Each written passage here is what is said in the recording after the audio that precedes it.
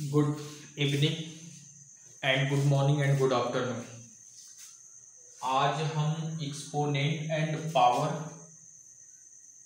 का जो पिछले दिन में सूत्र लिखे थे, प्रत्येक सूत्र से रिलेटेड कुछ सवालें सॉल्व कराए जाएंगे। आइए हम स्टार्ट करते हैं। सभी विद्यार्थी ध्यान से सुनेंगे और हर सवालों को समझने की कोशिश करेंगे। एक फार्मूला में लिखा था a⁴m इंटू a⁴n। इसका क्या बना था? a⁴m+n। ये फार्मूला था। एक बात मैं आप सभी विद्यार्थियों से, सभी लोगों से, सभी छात्र और छात्राओं से मैं बता देना चाहता हूं, कभी भी सिर्फ और सिर्फ किताबी नॉलेज नहीं लेनी चाहिए। किताबी नॉलेज के साथ साथ उससे रिलेटेड न्यूमेरिकल्स, टॉपिक, अनेक तरह की बातें का ज्ञान भी होना चाहिए। जैसे ये दिमाग में नहीं होना चाहिए कि सिर्फ सवाल को ही सॉल्व करना है, जो एक्सरसाइज दिया है उसी को सिर्फ सॉल्व करना है, ये सफलता नहीं है। उससे रिलेटेड जितना ज्यादा से ज्यादा न्यूमेरिकल बन सके सॉल्व करना चाहिए। जैसे यहाँ पे जितने भी सवाल बताए जाएंगे, यदि उस सवालों को समझ लेंगे तो जो आपका किताब का न्यूमेरिकल्स है उसको लगाया जा सकता है। तो आइए हम बात करते हैं पहले फार्मूले पर। आपके सामने फार्मूला क्या है? a⁴m into a⁴n equal to a⁴m+n। जहां यहाँ ए देख रहे हैं ना, ए एक क्या होता है? अचर राशि होता है जो फिक्स नहीं होता है। ए मतलब एक फिक्स राशि नहीं होता है। ए का मान कुछ भी हो सकता है। जब हम कंपैरिजन करते हैं ए और ई में, तो ए एक फिक्स राशि नहीं होता है, जबकि ई एक फिक्स राशि होता है। इसका मान क्या होता है? ई इक्वल टू 2.71 होता है। जबकि ए का मान आप कुछ भी लिख सकते हैं, 2, 5, 10, 20, 25, x, y, z कुछ भी ले सकते हैं। क्यों? क्योंकि इसका मान निश्चित नहीं होता है। यम और यन जो होते हैं वह एक पूर्णांक होते हैं। यम और यन एक पूर्णांक होते हैं जो धनात्मक पूर्णांक के रूप में हो सकते हैं, ऋणात्मक पूर्णांक के रूप में हो सकते हैं, शून्य पूर्णांक के रूप में हो सकते हैं। तो मैं आपके सामने एक फार्मूला राइट किया, जो फार्मूला a⁴m इंटू a⁴n है, जिसका सूत्र होता है a⁴m+n। सपोज करिए हम कोई सवाल उठाते हैं, जैसे मान लीजिए 2⁵ और इंटू 2⁵, तो इसका रिजल्ट क्या होगा? जरा ध्यान दीजिएगा। ये 2 पर पावर 5 है इंटू 2 पर पावर 3 है। दोनों का बेस क्या है? समान है, इक्वल है। बीच में कौन सा चिन्ह है? इंटू का, गुणे का। तो इस कंडीशन में जो पावर होते हैं उस पावर को क्या किया जाता है? जोड़ दिया जाता है। तो रिजल्ट क्या आएगा मेरा? 2⁵ इक्वल टू 2⁵ और 3 मिलके 8। ये आपका क्या हो जाएगा? आंसर हो जाएगा। इसी तरह से एक चर के रूप में निकालते हैं, x⁴ हो सपोज करिए, इंटू x⁴ हो। या ध्यान दीजिएगा, x⁴ यानी x³ इंटू x⁴, यानी बेस दोनों का समान है, बीच में इंटू का चिन्ह है, तो क्या हो जाएगा? x⁴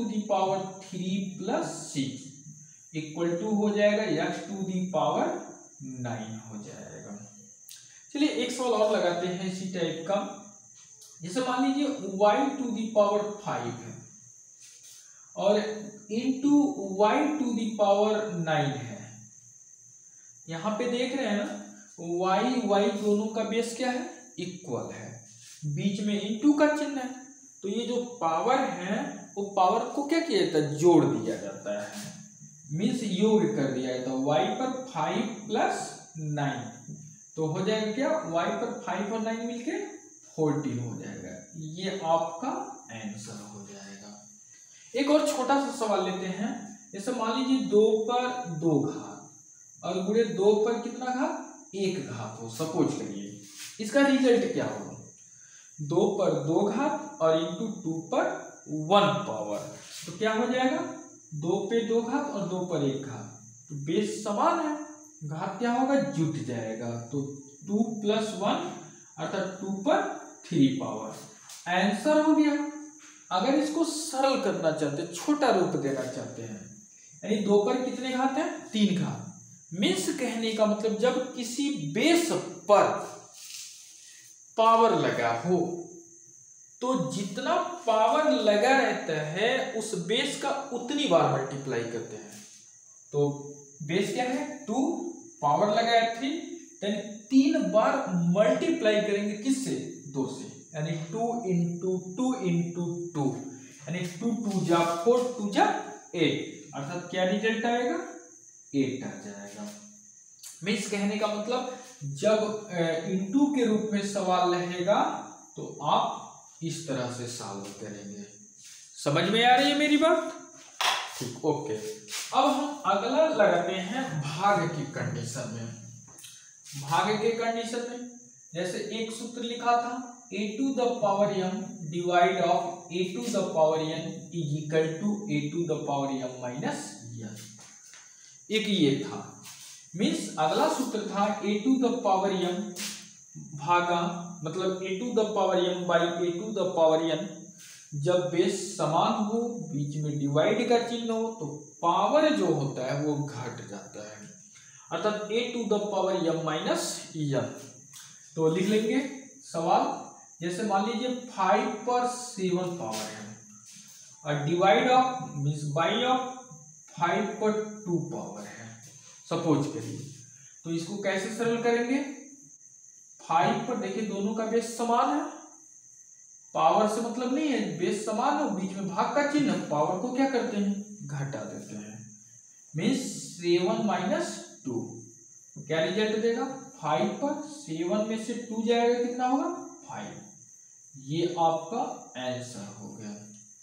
अगला एक और सवाल उठाते हैं, जैसे मैंने लिख दिया 2.5 पर 3 पावर डिवाइड ऑफ 2.5 पर 2 पावर, तो इसका रिजल्ट क्या आएगा, 2.5 पर 3 माइनस 2, क्या रिजल्ट देगा, 2.5 पर कितना घात, 1 घात, ये आपका आंसर हो गया।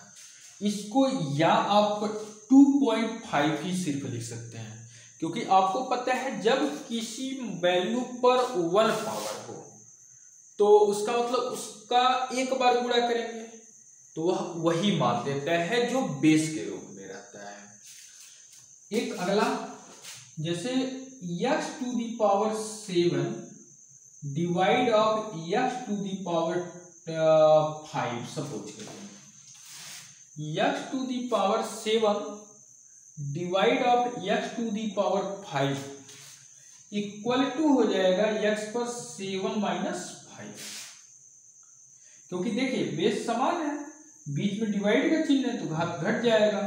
अगर कल्पना करिए कि ये डिवाइड की जगह इंटू रहता तो इन दोनों को क्या करते, जोड़ देते, बट डिवाइड है तो घटाएंगे, इंटू रहता तब ना जोड़ते, बट इंटू नहीं है, क्या डिवाइड है। यहाँ पे ध्यान देना, नहीं तो पता चलेगा क्या फटफट फटफट करने के चक्कर में गलती कर देंगे, यानी जानते हुए भी क्या हो जाएंगे, अनजान के रूप में करके चले जाएंगे।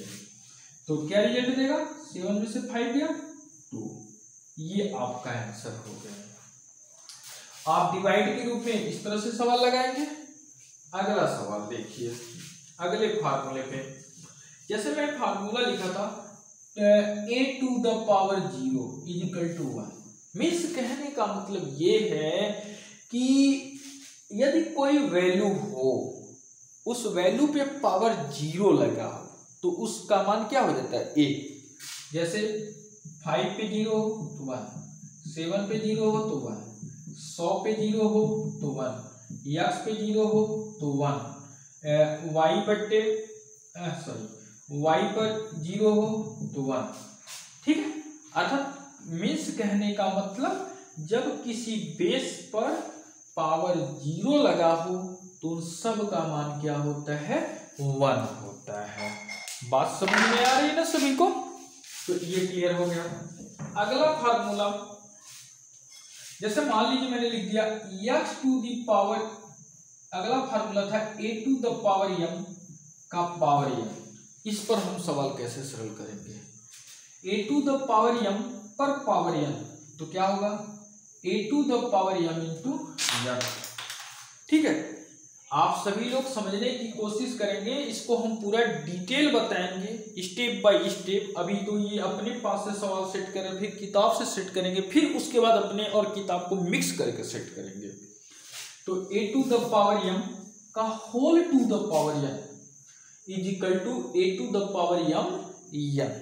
ओके, सवाल उठाते हैं। जैसे मान लीजिए 2 पर 2 पावर हो और इस पूरे का पावर 3 हो, यानी 2 पावर 2 यानी 2 टू द पावर 2 का होल टू द पावर 3, तो इसका रिजल्ट क्या आएगा? 2 पर 2 का 3 में मल्टीप्लाई कर लेंगे, यानी इसको आप लिख देंगे ऐसे 2 इंटू 3 बराबर क्या होगा? 2 पर कितना हो गया? 6। ये आपका आंसर हो जाएगा। एक सवाल और उठाते हैं। जैसे मान लीजिए x पे 5 पावर हो, आपका होल टू द पावर आपका हो गया 5/2। सपोज करिए x टू द पावर 5 का होल टू द पावर 5/2 है, ये ध्यान देने वाली बात है। तो क्या होगा इसका? x to the power 5 into 5/2। ठीक है, तो इस कंडीशन में क्या हो जाएगा? 5 का 5 में होगा, 5 5 25 और 2 नीचे उतार देंगे, इसका आंसर क्या हो जाएगा? 20 x टू दी पावर 25/2। ये आपका क्या हो जाएगा? रिजल्ट हो जाएगा। एक और लगाते हैं, जैसे y पर 1/2 का होल टू दी पावर 4, ऐसे हो। सपोज करिए y पर 1/2 का होल टू द पावर 4, यानी इस पावर का इस पावर में क्या होगा? मल्टीप्लाई होगा। y to the power 1/2 into 4, 2 से 4 निकल जाएगा कितनी राउंड में? 2 राउंड में। तो क्या होगा? और 2 का 1 में मल्टीप्लाई करेंगे तो 2 होगा। ये आपका आंसर हो जाएगा। किसी को कोई दिक्कत समझ में आ रही है ना? तो यहां तक सबको समझ में आया। अगला देखते हैं। जैसे मान लीजिए एक लिखवाया था, राइट कराया था a to the power n, यानी a inverse n equal to क्या सूत्र राइट किया गया था? 1/a to the power n, यानी a इनवर्स n, इनवर्स मतलब व्युत्क्रम उल्टा बोलते हैं, a पर minus n equal to 1/a पर n। तो जैसे मान लीजिए 2 पर -5 है, तो इसको क्या लिख सकते हैं? 1/2 टू द पावर 5। कुछ करना नहीं है, जो ये वैल्यू रहती है वही वैल्यू लिखते हैं, माइनस को हटा के 1/, लिख देते हैं। जैसे ही हम 1/, लिखते हैं तो ये माइनस खत्म हो जाता है। जैसे मैंने लिख दिया 7 पे -7, सपोज करिए, तो आप क्या लिख देंगे? 1/7 पर 7। देखिए ये निगेटिव है, 1 किए बट्टे किए, ये निगेटिव खत्म, वैल्यू उतार देंगे। जैसे मैंने लिख दिया x पे -2, क्या हो जाएगा? 1/x पे 2। जैसे मैंने लिख दिया y पे -5, y पे -5 क्या हो जाएगा? 1/y पे 5। ठीक है, कुछ डिफिकल्ट नहीं लग रहा है, बस सिंपल सिंपल सवाल हैं, बट इसको समझिए। अभी इसको और हम डिफिकल्ट बनाएंगे। अगला सवाल है, जैसे मान लीजिए 2 सूत्र पहले राइट करते हैं। ए गुणे बी बोले तो ए इंटू बी का पावर m हो। ध्यान दीजिएगा, यानी यहाँ पे दो अलग अलग बेसों का गुणा किया जा रहा है, किस रूप में, m पावर के रूप में।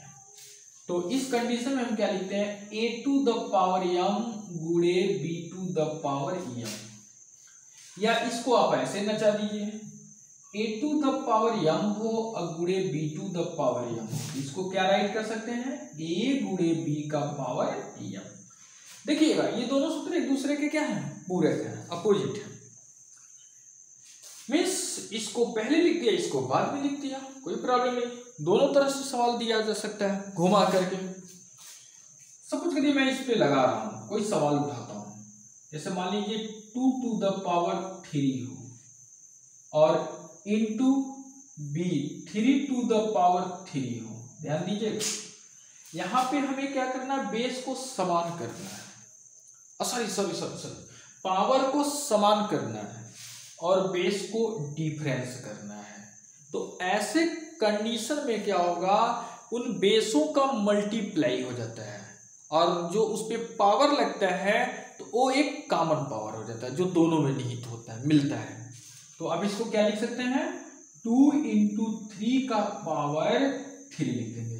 अब ये नहीं कि इसका जैसे नीचे का गुणा किए तो उसी तरह से ऊपर का कर देंगे ना, गलत हो जाएगा। एक कॉमन बेस है तो हम क्या करते हैं, सॉरी कॉमन पावर है तो हम क्या करेंगे, ये जो डिफरेंस बेस है इसका मल्टीप्लाई करते हैं, यानी 2 3 6 पर कितना पावर हो गया, 3 हो गया। एक सवाल और उठाते हैं, राइट करते हैं, जैसे 2 पर पावर x सपोज करिए और मैंने लिख दिया एक और 5 पे पावर x, तो इस कंडीशन में क्या होगा, पावर सेम है, बेस अपोजिट है, बेसों का मल्टीप्लाई हो जाता है, यानी 2 इंटू 5 पर पावर x, तो रिजल्ट क्या होगा, 2 5 10 पे x। समझ में आ रही है ना मेरी बात, ठीक है। आप इतना सरल करेंगे फिर आगे हम आपको बताएंगे। ओके।